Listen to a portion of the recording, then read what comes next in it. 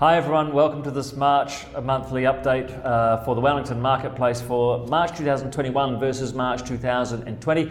I'm Adam Cockburn at Lowe Co.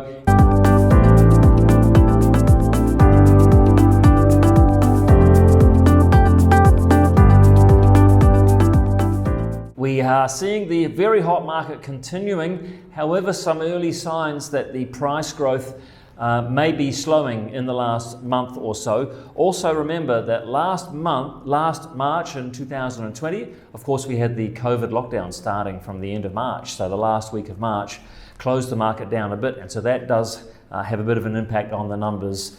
So any comparison with March 2020, we have to bear that in mind. But let's get into it.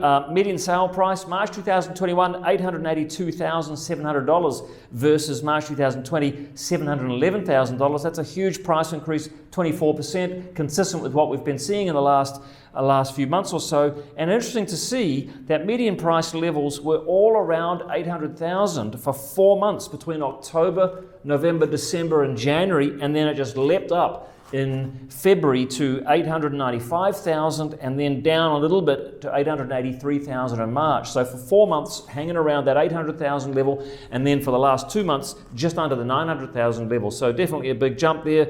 Obviously a little bit lower in March than in February, and interestingly all districts in Wellington, the median house price fell in March versus February, except for Kapiti and Upper Hutt, where we saw continued extremely strong price growth in those regions. So, but nonetheless, perhaps too early to see if this is a trend or not. Are prices plateauing? Of course, it's median price only, and it's month to month, so we can't be, 1 month does not make a trend. But let's have a look at the Real Estate Institute of New Zealand House Price Index, which is of course a far better guide to actual underlying house price values. So we see for the last year, New Zealand as a whole grew by 24%. Wellington, for the third month in the row, achieved the highest ever 12-month reading at 31%, just over 31% for the Wellington region overall. In January, we saw 26%. In February, we saw 29%. Both of those were new records for 12 months. And in March, 31%, again, a new record. So phenomenal price growth, and that's the best guide we have to actual underlying value growth. So huge price growth in Wellington. Interestingly, 2.1% over the last month. Now that is a very high rate of growth for just a month, but compared to 3 months at over 10%, it does show a bit of a slowing down. That's for Wellington region overall. And in particular, Wellington City barely grew at all in March at 0.1% compared to 27% for the 12 months. So this perhaps is an early sign that we are seeing price growth slow down. Maybe we are starting to see a leveling off.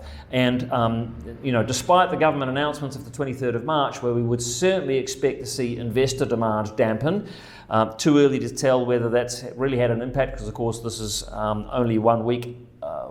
This is only 1 week's data after that announcement, so it really will be until April where we will see the full effect of that announcement, if at all. How many listings in Wellington? 911 in 2021 versus 707 in 2020. Now that looks like a big increase, and indeed it is, but remember, March 2020, the market was closed down from the 19th of March through to the 31st of March, so that's a good 12 days out of the month where we really were not seeing any new stock come to market, understandably. So can't really consider that 777 was a typical March. If we go back to March 2019, we actually saw similar sort of numbers coming to the market as we saw in March 2021. So although it's a 17% increase on March 2020, it's about the same as March 2019, so I wouldn't read too much into that 17% figure. How many sales? Now, as opposed to new listings, the number of sales in the month isn't really impacted by the COVID lockdown, because when a property sells, it's the result of activity in the month or two prior to that. So this figure is much more a reliable comparison. So 804 sales March 2021 versus 774 in March 2020. It's a small increase of 4%. So indeed shows continuing strong demand in the month of March as far as number of sales go. How long is it taking to sell? as we've been seeing over the last 6 or 8 months or so, continuing to sell in a short period of time, 28 days versus 27 days in March 2020, up by 1 day, 4%, probably not statistically significant. So very similar to last year, and indeed, as you see there from the blue bar charts, you can see it's a similar pattern. It's been 27 days, 28 days, 26 days, 29 days for the last 6 or 8 months or so. Earlier than that, it was in the early 30s, so it's reflective of the strong market we've seen since COVID lockdown. We've had 6 weeks worth of inventory in March 2021 versus 7 in March 2020, obviously down by 1 week. And again, if you look at the last 8 months or so, we're all trending around reasonably consistently around that 6-week mark. We've had a couple of months where we had 7 weeks worth of inventory. Back in December 2020, eye-wateringly low at 4 weeks, but reasonably consistent around that 6-week mark. And indeed, if you see the 6-month moving average, we're down around the 6 weeks level, and it's been a very long time since we got below 6 weeks. So we only saw down at the 6 weeks or under level back in late 2016. Since then, it's been gradually increasing until, again, COVID struck and the market tightened right up again. So still in very short supply as measured by the number of weeks worth of supply we got on the market. How many listings on Trade Me? Continuing with the same theme, we had 1,177 listings on Trade Me as of a few days ago, compared to 1,527 in April 2020. So that's a big drop of 23%. And again, if you look at the pattern there, we're seeing the blue bar chart continuing to drop. Obviously, as we come from December to January to February to March, we typically see a strong uptick in listings. We have seen a general drift upwards, but certainly not strong. And the 6-month moving average, the red line there, you can see continues to drop on a 6-month moving average. So in fact, this March we saw at 1,177 has been the lowest number of listings in the Wellington market on Trade Me for any March that I have been tracking the data for.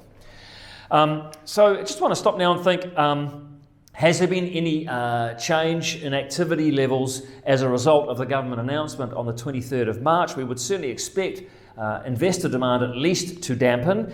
As you would have seen, the price feedback is that prices have still been going up, although perhaps at a slower pace. Has there been any change in the general market activity? And what I've pulled here is I've looked at data at Lowe Co for the number of open homes, the average traffic at open homes that we're seeing, and also the number of offers being presented at tender.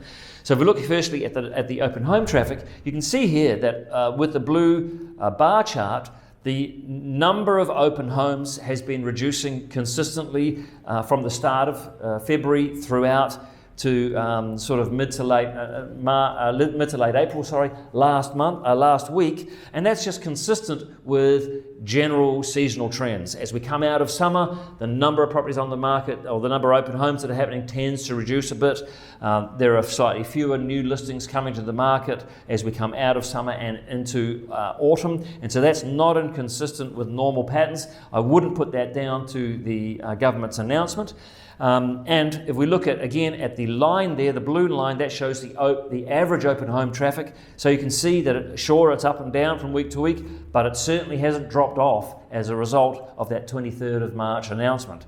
So certainly no change in activity levels in terms of number of people attending open homes here at Lowe Co at least. What about number of tenders received on properties that are for sale by tender? So we see here again, the blue bar chart shows the number of properties being sold at tender by week, and yes, overall you are seeing fewer properties being sold by tender over the last month or so, or 6 weeks. It was the same prior to the announcement as after the announcement. No change there, just a seasonal change. In February we tend to get more properties selling than we do in March, more properties on the market, more properties closing. But in terms of average number of offers being received per tender, no discernible drop off there as a result of the announcement. So that would indicate buyer activity has so far up to about last week not been impacted by the announcement. Now, to me, I would expect the announcement would dampen activity.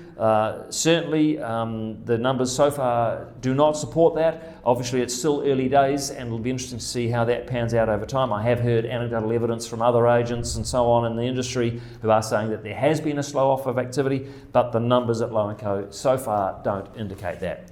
So, in summary, the highest 12-month housing price index growth in Wellington for the third month in a row, huge at 31%, but perhaps some early signs that the price growth is slowing. New listings are up compared to last March, but remember, COVID closed March down a bit, and it's consistent with the March before, so perhaps you could say new listings are stable compared to historical trends. Sales volumes are up slightly, duration to sell is low and stable, inventory levels are down, website listings are still down, so far very strong market remains. It'll be very interesting to see April results, that'll be the first full month after the government announcement, but again, bear in mind that April 2020 was heavily impacted by COVID, and so that makes comparisons unreliable. But anyway, we'll be interested to see what the numbers show in April. Thanks a lot for checking in. It's Adam at Lowe Co.